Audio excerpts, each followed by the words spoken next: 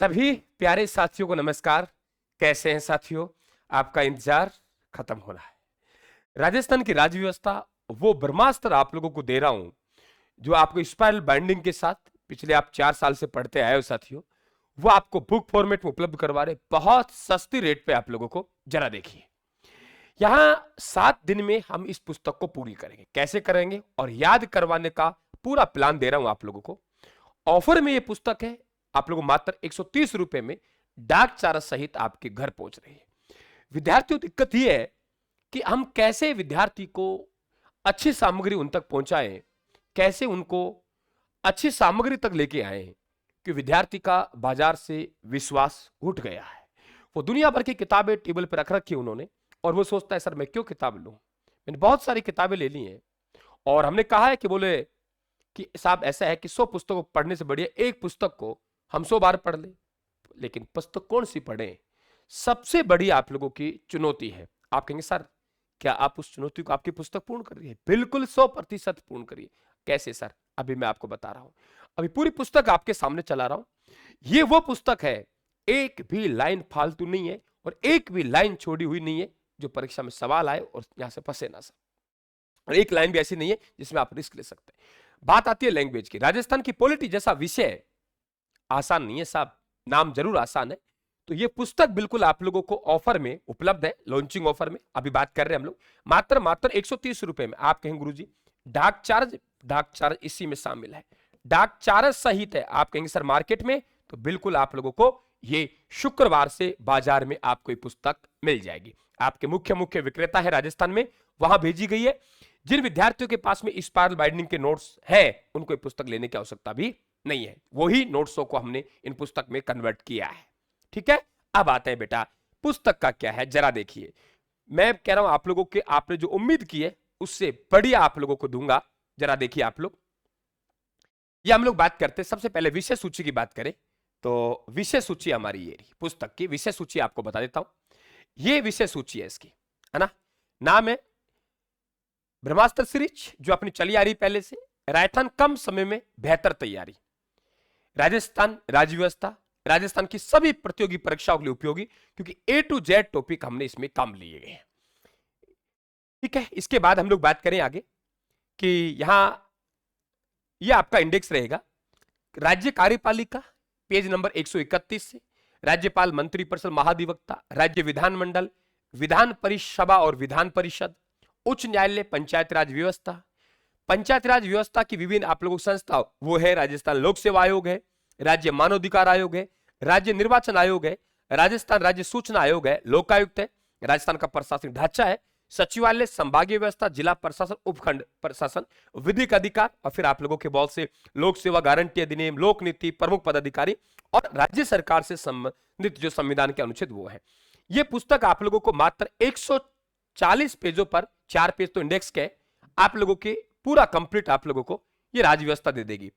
अब तक शायद मेरे हिसाब से इतने कम पेजों पर राजस्थान की ये पहली पुस्तक होगी। मात्र 140 पेजों पर और 2 पेज और है 144 पेजों पर यह राजस्थान की पहली पुस्तक होगी। मेरा मानना यह है शायद इससे कम पेजों पर राजस्थान की कोई पुस्तक आज तक नहीं आई है। और ऐसा नहीं है मैटर नहीं छोड़ा, मैटर छोड़ा, बिल्कुल मैटर नहीं, वो लिखने की कला है, मेरा अनुभव है। अब जरा देखेंगे हम लोग, एक एक बात करा दूं आप लोगों को किस तरीके से हमने इंडेक्स को काम में लिया है। सबसे पहले हम लोग बात करेंगे सरकार की पृष्ठभूमि मैंने रखी है। सरकार की पृष्ठभूमि रखने के बाद देखो सरकार के मैंने आप लोगों को यहां पे अंग बताए कि साहब सरकार के 3 अंग होते हैं, है ना। ये कंप्लीट पुस्तक आप लोगों को ध्यान रखें यूट्यूब पे सोमवार से अगले रविवार 11 अगस्त से 7 दिन की 1 वीक सीरीज है। कंप्लीट मैं आपको यूट्यूब पे करवाऊंगा। इस तरीके से पीडीएफ लेके चलूंगा और आप लोग अपने हाथ में पुस्तक लेके बैठ जाएंगे। उससे पहले पुस्तक मंगवा लीजिए। आप ऑनलाइन ऑर्डर करेंगे तो राजस्थान के ऐप पे जाके आप बाय नोट्स में जाएंगे तो वहां परचेज कर सकते हैं, या 94,688,40,200 पे व्हाट्सएप मैसेज करके, इसी पे गूगल पे, फोन पे करके आप अपनी पुस्तक ऑर्डर कर सकते हैं। अब सब बात करते हैं सरकार के 3 अंग हो गए। देखिए आराम से बताया, संसदीय शासन प्रणाली, अध्यक्षात्मक शासन प्रणाली, सामूहिक कार्यपालिका। फिर सरकार के 3 अंग दिए, उनके काम क्या है। फिर पूरा का पूरा मैंने भाग 5 दिया है कि केंद्र सरकार का संविधान भाग 5 में अनुच्छेद 52 से 151 वो दिया है। फिर मैंने राज्य सरकार जो भाग 6 में है, भाग 6 में 6 अध्याय है 152 से 237 वो दिए है मैंने। फिर उनके संघ सरकार के, राज्य सरकार के, संघ शासित प्रदेशों के संविधान एक है लेकिन अलग अलग भाग बनाए। फिर आपको देखिए आराम से केशवानंद भारतीवाद, ये आपको तथ्य नहीं मिलेंगे। आप लोग राजस्थान की पॉलिटी फिर मैंने दिए, संसदीय शासन प्रणाली को आधारभूत संरचना कहा गया है पूरा आप लोगों के, एक भी लाइन ऐसी नहीं है जहां आप छोड़ सकते हैं। संसदीय और अध्यक्षात्मक शासन प्रणाली में गुरुजी अंतर क्या है? एक तरफ मैंने संसदीय शासन प्रणाली की बात की है, एक तरफ आपसे अध्यक्षात्मक शासन प्रणाली की आपसे बात की है। फिर देखेंगे कि क्या क्या लक्षण है अध्यक्षात्मक शासन प्रणाली के, क्या क्या लक्षण है। फिर आपको देखो भारत देश ने, बहुत इजी लैंग्वेज, भारत देश ने संसदीय शासन प्रणाली को अपनाया है। ब्रिटेन में संसदीय शासन व्यवस्था मिलती है। संसदीय शासन व्यवस्था में संवैधानिक प्रधान राष्ट्रपति होता है जो कि भारत का प्रथम नागरिक भी होता है, तथा राष्ट्रपति भारत की एकता, अखंडता और सुदृढ़ता का प्रतीक भी होता है। एक भी शब्द आपको एक्स्ट्रा नहीं मिलेगा, है ना। और फिर आप लोगों को पूरा यहां दिया है, इधर देखेंगे फिर आप लोग सरकार के 3 अंग बताए गए हैं आप लोगों को। और फिर देखो डायग्रामों का बहुत अच्छा इस्तेमाल किया है। राज्यपाल, राज्यपाल से संबंधित अनुच्छेद यहां आपको पूरे दिए। देखिए पहले राष्ट्रपति के अनुच्छेद बताए मैंने आप लोगों को, है ना, राष्ट्रपति के अनुच्छेद दिए। अब राष्ट्रपति के अनुच्छेद और राज्यपाल के अनुच्छेद एक जैसे हैं, है ना। तो फिर मैंने देखिए यहां पे बहुत अच्छी तरीके से साधारण भाषा में याद करने का तरीका, राष्ट्रपति होगा, कार्य करेगा, कौन चुनेगा, कैसे चुनेगा, कब तक रहेगा, दोबारा आएगा नहीं आएगा, क्या योग्यताएं होंगी, क्या शर्तें होंगी, कौन शपथ दिलाएगा, कौन हटाएगा। तो विद्यार्थी राष्ट्रपति के अनुच्छेद तैयार कर लेता है तो उसको फिर राज्यपाल के अनुच्छेद याद करने में उनके लिए आसानी होती है। और फिर मैंने देखो इसी लैंग्वेज में तुरंत राज्यपाल के अनुच्छेद दिए। राज्यपाल होगा, कार्य करेगा, ये देखिए आप लोग, कौन चुनेगा, कब तक रहेगा, क्या योग्यताएं होंगी, क्या शर्तें होंगी, कौन शपथ दिलाएगा, पद रिक्त हो गए तो क्या करेंगे। फिर आपको एक एक अनुच्छेद वहां बताया और उसके बाद फिर एक एक अनुच्छेद खोला है मैंने। राज्यपाल की नियुक्ति कौन करेगा, नियुक्ति की क्या क्या परंपराएं हैं ना, एक भी देखिए बहुत अच्छी तरीके से। यहां देखिए आप लोग राज्यपाल की नियुक्ति के संबंध में सरकारी आयोग, आपने कभी नाम सुना होगा, बहुत अच्छी तरीके से लिखा है। देखो यहां सिंपल पॉइंट, आप लिखने की लैंग्वेज देखिए, मात्र 144 पेजों पे साहब हर कोई पुस्तक नहीं ला सकता, इसके लिए बहुत अनुभव चाहिए। आयोग का गठन कब हुआ गुरुदेव? 9 जून 1983 को हुआ। आयोग ने अपना प्रतिवेदन कब दिया? जनवरी 1988 को दिया। आयोग के गठन का उद्देश्य क्या है? आयोग के गठन का उद्देश्य क्या है? केंद्र और राज्य संबंधों की समीक्षा करना। आयोग के अध्यक्ष एवं सदस्य कौन कौन थे? ये 3 सदस्यीय आयोग था। तो अध्यक्ष कौन थे? सेवानिवृत्त न्यायाधीश रणजीत सिंह सरकारिया थे। आयोग के सदस्य कौन थे? SR सेन साहब थे और वी शिवरामन थे, है ना। ऐसे आपको एक एक लाइन पढ़ाऊंगा आप लोगों को। अब बताओ मुझे सरकारी आयोग में कौन सी बात समझ में नहीं आई? फालतू की बात है। फिर देखो राज्यपाल की नियुक्ति के संबंध में आयोग ने अपने निम्न सुझाव दिए, है ना। RAS स्तर तक के एग्जाम कवर करेगा। फिर आपको देखो यहां राज्यपाल की पदावधि, फिर यहां आपको देखो ये चीजें आप पहली बार देखेंगे, ऐसा नहीं कि अनुच्छेद 156 के अंतर्गत 3 धाराएं, ये आप देख रहे हो कि पूरा संविधान को जहां से मुझे अच्छे फैक्ट मिले, मैं ऋणी हूं उनका, जहां से मैंने ये सामग्री पढ़ी है, आप देख पा रहे हो ये पुस्तकों का अध्ययन किया है मैंने, ऐसी पुस्तकों अध्ययन करके और फिर मैंने खुद ने समझ विकसित की और उसके बाद साथियों लेखन किया। संविधान में क्या लिखा हुआ है डिक्टो आपको संविधान में मिलेगा, लेकिन उसकी लैंग्वेज मैंने यहां चेंज करके अनुच्छेद की 3 धाराएं 156 की, अब वो 3 धाराएं यहां लिखा और आगे 3 धाराओं का आपको वर्णन मिलेगा। लेकिन सबसे पहले मैंने 3 धाराएं दी है ताकि विद्यार्थी अनुच्छेद 156 पढ़े ना, तो सबसे पहले उसे मालूम रहना चाहिए कि मैं अनुच्छेद 156 में क्या पढ़ने जा रहा हूं। अनुच्छेद 156 के धारा 1, राज्यपाल राष्ट्रपति के प्रसाद पर्यंत पद धारण करेगा। अनुच्छेद 156 की धारा 2, राज्यपाल राष्ट्रपति को संबोधित करके त्यागपत्र देगा। अनुच्छेद 156 की धारा 3, कार्यकाल की समाप्ति पर अपने उत्तराधिकारी के पद ग्रहण तक कार्य पर बना रहेगा। यानी अनुच्छेद 156 आगे पढ़ेंगे हम लोग, लेकिन अनुच्छेद 156 में 3 बातें लिखी हुई है। मैं चाहता हूं तब विद्यार्थी आगे बढ़े तो उसे यह मालूम होना चाहिए कि अनुच्छेद 156 राज्यपाल की पदावधि, इसमें 3 बातें लिखी हुई है, क्योंकि आजकल वो अनुच्छेद 156(1) वो राज्यपाल तब तक पद धारण करेगा तब तक उनका उत्तराधिकारी पद ग्रहण ना कर ले। संविधान के कौन से अनुच्छेद में उल्लेखित है? अनुच्छेद 156(1), अनुच्छेद 156(2), अनुच्छेद 156(3), ऐसा आप लोगों को मिलेगा। तो यहां पूरी ताकत लगाइए साहब, है ना, बिल्कुल देखिए आप लोग, और पूरी पुस्तक पढ़ाऊंगा आप लोगों को। अब आगे यहां राज्यपाल का पद 5 वर्ष से पूर्व भी निम्न कारणों से रिक्त हो सकता है। बढ़िया से हेडिंग बनाई और टिक मार देखो कि एक एक लाइन विद्यार्थी को, जो ऑब्जेक्टिव पेपर देने वाले हैं उनको एक एक लाइन मिलेगी कि सर त्याग पत्र, मृत्यु, कार्यकारी राज्यपाल, ये पूरा दिया है। फिर आते हैं राज्यपाल नियुक्त होने के लिए क्या योग्यता है। अब देखो भारत के संविधान में कितनी योग्यताओं की बात की गई है कि सर भारतीय संविधान में 2 योग्यताओं का उल्लेख है, वो भारत का नागरिक होना चाहिए, वे 35 वर्ष की आयु पूर्ण कर चुका हो, लेकिन राज्यपाल संबंध राज्य का निवासी नहीं होना चाहिए क्योंकि यह स्थानीय राजनीति को प्रभावित कर सकता है। यह क्या है? एक परंपरा है। संविधान में ऐसा नहीं लिखा, संविधान में केवल 2 योग्यताओं का उल्लेख है। फिर देखिए यहां शपथ एवं प्रतिज्ञान का, अब देखो शपथ प्रतिज्ञान क्या क्या लेंगे, इतना शॉर्ट किया है मैटर को। आप देखिए पूरा पढ़ाऊंगा आपको, पूरा यूट्यूब पे 7 दिन की 1 वीक सीरीज चलेगी बेटा। फिर बता रहा हूं 7 दिन की 1 वीक सीरीज है ना, एक क्लास तो आप लोगों को अब मिलेगी और फिर आपके मंडे 11 अगस्त से आपको कंप्लीट एक क्लास मिलेगी। किस अनुच्छेद में उल्लेख है? अनुच्छेद 159 में शपथ का उल्लेख है। प्रारूप का उल्लेख कहां है भाई? ठीक है, वो क्या शपथ लेंगे उसका प्रारूप कहां है? अनुसूची 3 में है। किसके समक्ष शपथ लेगा? राज्य के मुख्य न्यायाधीश समक्ष। अनुपस्थिति में कौन दिलाएगा? उपलब्ध वरिष्ठतम न्यायाधीश। शपथ संविधान की विधि, भाई शपथ किसकी लेगा? शपथ किसकी लेगा? संविधान में विधि का परिरक्षण, संरक्षण और प्रतिरक्षण एवं राज्य के लोगों के कल्याण की। निम्न में से भारत का राज्यपाल निम्न से कौन सी शपथ नहीं लेता? अब विद्यार्थी शपथ को पढ़ने थोड़ी बैठेगा।